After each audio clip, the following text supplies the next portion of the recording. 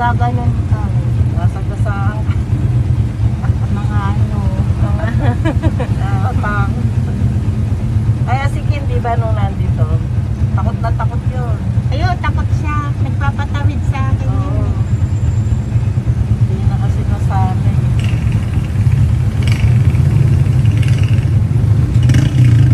Lalo naman si Juana. Kahit dun sa resort, laging may sundo yun. Kasi ang daming aso doon sa daan. Nalibado siya. Ako natakot sa aso. Hindi kasi baka nga naman ano, makakagat. Kaya may sundo yun lagi. Eh, naghahatid.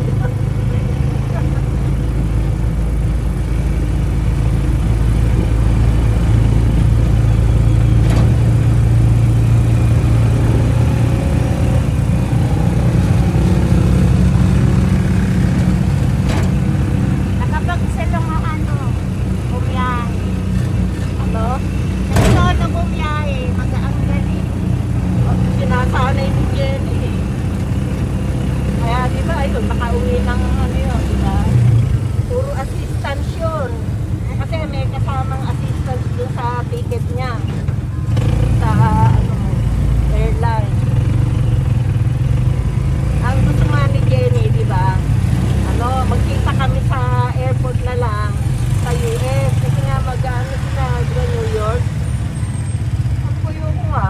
Eh, tatakot ako, di ba? Siyempre, senior na ako. Malay mo, anong mangyari sa akin? Hindi, mami, may assistant siya. Bibigyan ko ng assistant. Di ba, amin na, magkita. Kasi pag nabigay yun, may 30. Oo, magano. Pero kung nakauwi ako nung June 29, kasama nila ako. Nasa ano sila, New Jersey yata. Oo. New Jersey, sa New York. Nasa sila New York. Pero doon sila naka-stay sa